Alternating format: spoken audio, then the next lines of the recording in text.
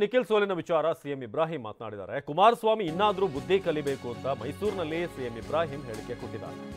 ಚನ್ನಪಟ್ಟಣದಲ್ಲಿ ನಿಖಿಲ್ಗೆ ಸೋಲು ವಿಚಾರಕ್ಕೆ ಸಂಬಂಧಪಟ್ಟ ಹಾಗೆ ಕುಮಾರಸ್ವಾಮಿ ಇನ್ನಾದರೂ ಬುದ್ಧಿ ಕಲಿಬೇಕು. ನಾನು ಕುಮಾರಸ್ವಾಮಿ ಜೊತೆಯಲ್ಲಿದ್ದಾಗ 4 ಕೋಟಿ ಖರ್ಚು ಮಾಡಿ 20,000 ಲೀಡ್ನಲ್ಲಿ ಗೆದ್ದು 4 ಕೋಟಿ ಖರ್ಚು ಮಾಡಿದ್ರು. ಆದ್ರೆ ಈಗ 150 ಕೋಟಿ ಖರ್ಚು ಮಾಡಿದ್ದಾರೆ. ಆದರೆ 25,000ದಿಂದ ಸೋಲಾಗಿದೆ. ಇದು ಸಿಎಂ ಇಬ್ರಾಹಿಂ ಅವರ ಕ್ಯಾಲ್ಕುಲೇಷನ್. ಇಷ್ಟು ಖರ್ಚಾಗಿದೆ, ಇಷ್ಟು ಅಂತರದ ಸೋಲು. ಈಗ JDS ನಿಂದ ನೋವು ಉಂಡಿರ್ತಕ್ಕಂಥವ್ರು ಅವರೊಬ್ಬರೇ ಅಲ್ಲ, ಸುಮಾರು ಒಂದು 12-13 ಜನ ಶಾಸಕರು ಮತ್ತು ಅನೇಕ ರಾಜ್ಯ ಮಟ್ಟದ ಜಿಲ್ಲೆಗಳಲ್ಲಿರ್ತಕ್ಕಂಥ ನಾಯಕರುಗಳು ಕೂಡ. ನಾನು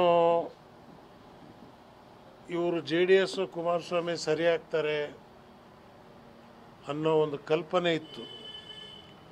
ಚನ್ನಪಟ್ಟಣಕ್ಕೆ ನಿಲ್ಲಕ್ಕೆ ಹೋದಾಗಲೇ ಹೇಳಿದೆ, ನಾನಿದ್ದಾಗ 20,000 ಗೆದ್ರಿ ನೀವು, ಬರೀ 4 ಕೋಟಿ ಖರ್ಚು ಮಾಡಿ. ಈ ಕೇಂದ್ರದ ಮಂತ್ರಿ BJP 150 ಕೋಟಿ ಖರ್ಚು ಮಾಡಿ 25,000ಕ್ಕೆ ಸೋತ್ರಿ. ಇದುವರೆಗೂ ನೀವು ರಿಯಾಕ್ಷನ್ ಕೊಟ್ಟಿಲ್ಲ. ಪಾಪ ನಿಖಿಲನ ಕೈಯಲ್ಲೇ ಹೇಳಿಸಿದ್ದಾರೆ, ಬೆಳೆಯೋ ಹುಡುಗ, ಇವರು ಹಾಳಾದರು, ಅವರಿಗೂ ಹಾಳು ಮಾಡಿದರು. ಕರ್ನಾಟಕಕ್ಕೆ ಒಂದು ಕೀರ್ತಿಯನ್ನು ಅವತ್ತು ತಂದು ಕೊಟ್ಟಿದ್ದು. ಅಂಥ ಒಂದು ವ್ಯಕ್ತಿತ್ವವನ್ನು. ಇನ್ನು ಜೆಡಿಎಸ್ನ 12ರಿಂದ 13 ಶಾಸಕರು ಪಕ್ಷದ ವಿಚಾರದಲ್ಲಿ ಬೇಸರಗೊಂಡಿದ್ದಾರೆ. ಮೈಸೂರಿನಲ್ಲಿ ಕೇಂದ್ರದ ಮಾಜಿ ಸಚಿವ ಸಿಎಂ ಇಬ್ರಾಹಿಂ ಹೇಳಿಕೆಯನ್ನು ಕೊಟ್ಟಿರೋದು. ಅದರಲ್ಲೂ GT ದೇವೇಗೌಡರಂತೆ ಹಲವು ಶಾಸಕರು ನೋವು ನುಂಗಿದ್ದಾರೆ. ನಾನು ಈಗ ಅವರನ್ನೆಲ್ಲ ಒಗ್ಗೂಡಿಸುವಂತ ಕೆಲಸ ಶುರು ಮಾಡಿದ್ದೀನಿ ಎಂದರು. ಆದರೆ ನೀವು ಅದೇನು ಮಾಡ್ತೀರಿ ಮುಂದೆ ಗೊತ್ತಿಲ್ಲ. ಆದರೆ ನಾವು ಕೂರಕ್ಕಾಗಲ್ಲ. ಈಗ ಅನೇಕ ಜನ ಜನತಾದಳ ಶಾಸಕರು ನನ್ನ ಸಂಪರ್ಕದಲ್ಲಿದ್ದಾರೆ. ಸೊ ಮುಂದೆ ನಾವೊಂದು ಹೆಜ್ಜೆನ ಇಡಲೇಬೇಕಾಗತ್ತೆ. ಈ ಒಂದು ರಾಜ್ಯ ಮಟ್ಟದಲ್ಲಿ ಒಂದು ಶಕ್ತಿಯನ್ನು, 3ನೇ ಶಕ್ತಿಗೆ ಹೆಂಗೂ ಇವರು BJP ಮದುವೆಯಾಗಿ ಇವ್ರ ಪರಿಸ್ಥಿತಿ ಅಲ್ಲಲ್ಲಿ ಕಲ್ಲಲ್ಲಾಗಿದೆ. ಈಗ ಕೇವಲ 2 ಸೀಟಿಗಾಗಿ ಒಂದು ದೊಡ್ಡ ಭಾರತ ದೇಶದ ಪ್ರಧಾನಮಂತ್ರಿಯಾಗಿ ಕರ್ನಾಟಕಕ್ಕೆ ಒಂದು ಕೀರ್ತಿಯನ್ನು ಅವತ್ತು ತಂದು ಕೊಟ್ಟಿದ್ದು. ಅಂಥ ಒಂದು ವ್ಯಕ್ತಿತ್ವವನ್ನು ಸೋಪು ನೀರಲ್ಲಿ ಹಾಕಿ ತೊಳೆದಂಗೆ ತೊಳೆದುಬಿಟ್ರು ಇವರು. ಸೊ ಹಾಗಾಗಿ ನಮಗೂ ನೋವಿದೆ. ದೇವೇಗೌಡರಿಗೆ ಈ ವಯಸ್ಸಿನಲ್ಲಿ ಆಗಬಾರ್ದಾಗಿತ್ತು, ಆದರೆ ಮಕ್ಕಳ ಕಡೆಯಿಂದ ಈ ಥರ ಆಗಿದೆ. ಇನ್ನೇನು ಅವರಿಗೆ ಪಾಪ ಅವರು ನಿಶಕ್ತರು, ಸ್ವಂತ ತೀರ್ಮಾನ ತಗೊಳ್ತಕ್ಕಂಥ ಶಕ್ತಿ ಅವರಿಗಿಲ್ಲ.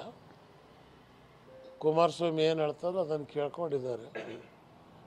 ಸೊ ಅವರು ಕೂಡ ನ್ಯೂಸ್ಗಳಲ್ಲಿ ನನ್ನನ್ನು ಕೇಳಿದ್ದಾರೆ, ನೋಡಿದ್ದಾರೆ. ಅವರೇನಾದರೂ ಈ ವಯಸ್ಸಿನಲ್ಲಿ ಒಂದು ತೀರ್ಮಾನ, ಹೌದು ನಾನು ಮಾಡಿದ ತಪ್ಪಾಯ್ತು.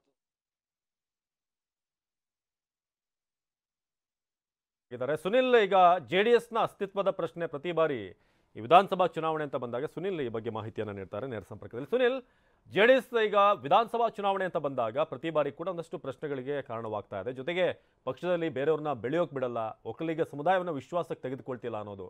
ಇನ್ನೊಂದು ಕಡೆ ಸಿಎಂ ಇಬ್ರಾಹಿಂ ಹೇಳುವಂಥ ಪ್ರಕಾರ ಒಂದಷ್ಟು ಮಂದಿ ಈಗ ಪಕ್ಷ ಬಿಡುವಂಥ ಲೆಕ್ಕಾಚಾರದಲ್ಲಿ ಇದ್ದಾರೆ ಅಂತ. ಸೊ ಏನಾಗ್ತಿದೆ JDSನಲ್ಲಿ ಸುನಿಲ್? ಅವಿನಾಶ್, ಪ್ರಮುಖವಾಗಿ ಉಪಚುನಾವಣೆಯ ಫಲಿತಾಂಶದ ಬೆನ್ನಲ್ಲೇ ಈಗಾಗಲೇ ಆಡಳಿತ ಪಕ್ಷ ಮತ್ತು ವಿಪಕ್ಷಗಳ ನಡುವೆ ಒಂದಷ್ಟು ವಾಕ್ಸಮರ ಕೂಡ ಜೋರಾಗಿದೆ. ಅದರಲ್ಲೂ ಕೂಡ ಪ್ರಮುಖವಾಗಿ ಚನ್ನಪಟ್ಟಣ ನಿಖಿಲ್ ಕುಮಾರಸ್ವಾಮಿ ಸೋಲಿನ ಬಗ್ಗೆ ಒಂದಷ್ಟು ಈಗಾಗಲೇ ಅಂದ್ರೆ ಸೋಲಿನ ಪರಾಮರ್ಶೆಯನ್ನು ಕೂಡ ನಡೀತಾ ಇದೆ. ಪರಾಮರ್ಶೆ ಯಾವ ರೀತಿಯಾಗಿದ್ರೆ ಅವರು JDS ಪಕ್ಷದನ್ನು ಹೊರತುಪಡಿಸಿ ಬಹುತೇಕ ಕಾಂಗ್ರೆಸ್ನ ಆಗ್ಬೋದು, ಮತ್ತೆ JDSನಲ್ಲಿ ಇದ್ದಂಥವ್ರು ಆಗ್ಬೋದು, ಮತ್ತೆ BJP ಶಾಸಕರು ಒಂದು ಪರಾಮರ್ಶೆ ಮಾಡ್ತಾ ಇರುವಂಥದ್ದು. ಎಲ್ಲರೂ ಕೂಡ ಒಂದು ಆರೋಪ ಏನು ಮಾಡ್ತಾ ಇದ್ದಾರೆ ಅಂದ್ರೆ ನಿಖಿಲ್ ಕುಮಾರಸ್ವಾಮಿ ಅವರ ಸೋಲಿಗೆ ನಿಖಿಲ್ ಕುಮಾರಸ್ವಾಮಿ ಅವರು ಕಾರಣ ಅಲ್ಲ, ಅವರ ತಂದೆ ಕಾರಣ ಅನ್ನೋ ರೀತಿಯಲ್ಲಿ ಒಂದಷ್ಟು ಹೇಳಿಕೆಗಳನ್ನ ಕೂಡ ಕೊಡ್ತಾ ಇದ್ದಾರೆ. ಒಂದಷ್ಟು ಹೇಳಿಕೆಗಳನ್ನ ನಾವು ಗಮನಿಸ್ತಾ ಹೋದ್ರೆ ST ಸೋಮಶೇಖರ್ ಹೇಳಿಕೆ ಆಗ್ಬೋದು, ಸಚಿವ ದಿನೇಶ್ ಗುಂಡೂರಾವ್ ಹೇಳಿಕೆ ಆಗ್ಬೋದು, ಮತ್ತೆ ಮಾಜಿ ಕೇಂದ್ರ ಸಚಿವ ಸಿಎಂ ಇಬ್ರಾಹಿಂ ಅವರು ಹೇಳಿಕೆ ನೋಡ್ತಾ ಇದ್ರೆ ಎಲ್ಲರೂ ಕೂಡ ನಿಖಿಲ್ ಕುಮಾರಸ್ವಾಮಿ ಅವರ ಸೋಲಿಗೆ ಕುಮಾರಸ್ವಾಮಿ ಅವರೇ ಕಾರಣ ಅನ್ನೋ ರೀತಿಯಲ್ಲಿ ಒಂದಷ್ಟು ಹೇಳಿಕೆಗಳನ್ನು ಕೂಡ ಕೊಡ್ತಾ ಇರುವಂತದ್ದು. ಈ ಒಂದು ನಿಟ್ಟಿನಲ್ಲಿ ಈಗಾಗಲೇ CP ಯೋಗೇಶ್ವರ್ ಗೆದ್ದು ಶಾಸಕರಾಗಿದ್ದಾರೆ. ಅದಾದ ನಂತರದಲ್ಲಿ ಅವರ ಒಂದು ಹೇಳಿಕೆಯಿಂದ ಅದರಲ್ಲೂ ಸಾಕಷ್ಟು ಸಂಚಲನ ಮೂಡಿಸಿರುವಂತದ್ದು. ನಾನೀಗ ನನ್ನ ಹೈಕಮಾಂಡ್ ಏನಾದ್ರು ಅವಕಾಶವನ್ನು ಕೊಟ್ಟರೆ JDS ಶಾಸಕರನ್ನ ಸೆಳೆಯುವಂತೆ ಕೆಲಸವನ್ನ ಮಾಡ್ತೀನಿ ಅಂತೇಳಿ ಆ ವಿಚಾರಕ್ಕೆ ಸಂಬಂಧಪಟ್ಟಂತೆ ಒಂದಷ್ಟು ಸಾಕಷ್ಟು ಚರ್ಚೆ ಕೂಡ ಆಗ್ತಾ ಇದೆ. ಅಷ್ಟೇ ಅಷ್ಟೇ ಅಲ್ಲದೆ ಕುಮಾರಸ್ವಾಮಿ ಅವರು ಏನು ಕೇಂದ್ರದ ಮಂತ್ರಿಯಾಗಿ ಈಗ ಅಭಿವೃದ್ಧಿಯ ವಿಚಾರವಾಗಿ ಅಲ್ಲಿ ಚನ್ನಪಟ್ಟಣದಲ್ಲಿ ಪ್ರಸ್ತಾಪ ಮಾಡಲಿಲ್ಲ, ಇಂಡಸ್ಟ್ರಿಯನ್ನು ತರ್ತೀವಿ ಅಂತ ಪ್ರಸ್ತಾಪ ಮಾಡಲಿಲ್ಲ. ಅಷ್ಟೇ ಅಲ್ಲದೆ ದೇವೇಗೌಡರು ಕೂಡ ಪ್ರಚಾರದ ಸಂದರ್ಭದಲ್ಲಿ ಕೊತ್ವಾಲ್ ಅವರ ಒಂದು ಹೆಸರನ್ನು ಪ್ರಸ್ತಾಪ ಮಾಡಿ ಡಿ ಕೆ ಶಿವಕುಮಾರ್ ಅವರಿಗೆ ಟೀಕೆ ಮಾಡುವಂತ ಕೆಲಸವನ್ನು ಮಾಡ್ತಾರೆ. ಅಷ್ಟೇ ಅಲ್ಲದೆ ಸಿದ್ದರಾಮಯ್ಯ ಅವರ ಹೆಸರನ್ನು ಪ್ರಸ್ತಾಪ ಮಾಡಿ ಸರ್ಕಾರವನ್ನು ಕಿತ್ತೋಗಿದ್ದೀನಿ ಅನ್ನೋ ಒಂದಷ್ಟು ವಿಚಾರವನ್ನು ಕೂಡ ಪ್ರಸ್ತಾಪ ಮಾಡ್ತಾರೆ. ಈ ಒಂದು ಹಿನ್ನೆಲೆಯಲ್ಲಿ ಒಂದಷ್ಟು ಸಮುದಾಯಗಳು ಅವರ ವಿರುದ್ಧವಾಗಿದ್ದಾವೆ ಅನ್ನೋ ಒಂದು ವಿಚಾರವನ್ನು ಕೂಡ ಪ್ರಸ್ತಾಪ ಮಾಡ್ತಾರೆ. ಅಷ್ಟೇ ಅಲ್ಲದೆ ದೇವೇಗೌಡರ ಕುಟುಂಬಕ್ಕೆ ಒಂದು ನಿರಂತರವಾಗಿ ಒಂದು ಕಳಂಕ ಏನಂತಂದ್ರೆ ಯಾವಾಗಲೂ ಯಾರೆಲ್ಲ ಪ್ರಸ್ತಾಪ ಮಾಡೋದಂದ್ರೆ ಏನು ಕುಟುಂಬ ರಾಜಕಾರಣವನ್ನು ಮಾಡ್ತಾ ಇದ್ದಾರೆ ಅಂತೇಳಿ ರಾಜಕಾರಣಿಗಳು ಪದೇ ಪದೇ ಪ್ರಸ್ತಾಪ ಮಾಡ್ತಾ ಇದ್ದಾರೆ. ಆ ಒಂದು ವಿಚಾರವನ್ನು ಕೂಡ ಈ ಒಂದು ಚುನಾವಣೆ ಆದ ನಂತರದಲ್ಲಿ ಫಲಿತಾಂಶದ ನಂತರದಲ್ಲಿ ಮತ್ತೆ ಮುನ್ನೆಲೆಗೆ ಬಂದಿರುವಂಥದ್ದು. ಕುಟುಂಬ ರಾಜಕಾರಣವನ್ನು ಕುಮಾರಸ್ವಾಮಿ ಅವರು ಮಾಡ್ತಾರೆ, ದೇವೇಗೌಡರು ಮಾಡ್ತಾ ಇದ್ದಾರೆ. ಅವರ ಕುಟುಂಬದಲ್ಲಿ ಯಾರನ್ನು ಬೆಳಿಲಿಕ್ಕೆ ಅವಕಾಶವನ್ನು ಕೊಡ್ತಾ ಇಲ್ಲ. ಹಾಗಾಗಿ ಇವತ್ತು ಆ ಒಂದು ಪಕ್ಷ ಈ ಪರಿಸ್ಥಿತಿಗೆ ಬಂದಿದೆ ಅಂತೇಳಿ ಖುದ್ದು ಈಗಾಗಲೇ ಕೇಂದ್ರ ಸಚಿವರಾದಂಥ ದಿನೇಶ್ ಗುಂಡೂರಾವ್ ಅವರು ಕೂಡ ವಾಕ್ಸಮರವನ್ನ ನಡೆಸಿರುವಂಥದ್ದು. ಹಾಗಾಗಿ ನಿಖಿಲ್ ಸೋಲಿನ ಬೆನ್ನಲ್ಲೇ ಸೋಲಿನ ಪರಾಮರ್ಶೆ ಜೋರಾಗಿದೆ. ಅದು ಕೂಡ ಆಡಳಿತ ಪಕ್ಷದಿಂದ ನಡೀತಾ ಇರುವಂಥದ್ದು. ಮತ್ತೆ ಅವೆಲ್ಲವೂ ಕೂಡ ಕುಮಾರಸ್ವಾಮಿ ಅವರ ವಿರುದ್ಧವಾಗಿ ಒಂದಷ್ಟು ವಾಕ್ಸಮರವನ್ನು ಕೂಡ ಮಾಡ್ತಾ ಇದ್ದಾರೆ. ನಿಖಿಲ್ ಸೋಲಿಗೆ ಪ್ರಮುಖವಾಗಿ ಕಾರಣ ಅಂತಂದ್ರೆ ದೇವೇಗೌಡರು, ಕುಮಾರಸ್ವಾಮಿ ಮತ್ತು ಅವರ ಕುಟುಂಬ ಅನ್ನೋ ಒಂದು ಚರ್ಚೆಯನ್ನು ಕೂಡ ಈಗಾಗಲೇ ವಿಪಕ್ಷಗಳು ಆಡಳಿತ ಪಕ್ಷದವರು ಮಾಡ್ತಾ ಇರುವಂತು. ಇದನ್ನ ಈ ಒಂದು ಚರ್ಚೆ ದೊಡ್ಡ ಮಟ್ಟಿಗೆ ನಡೀತಾ, ಅದರ ಬೆನ್ನಲ್ಲೇ ಅದರ ಜೊತೆಗೆ ಆಗಿ ಪ್ರಮುಖವಾಗಿ ಏನು ಆ ಒಂದು ಆಪರೇಷನ್ ಒಂದು ವಿಚಾರವಾಗಬಹುದು, ಮತ್ತೆ ಏನು ಜೆಡಿಎಸ್ ಶಾಸಕರ ಸೆಳೆಯುವಂತ ವಿಚಾರಬಹುದು, ಅದು ಕೂಡ ಸಾಕಷ್ಟು ಸಂಚಲನವನ್ನು ಕೂಡ ಮೂಡಿಸಿರುವಂತದ್ದು. ಅವಿನಾಶ್, ಧನ್ಯವಾದ ಸುನಿಲ್.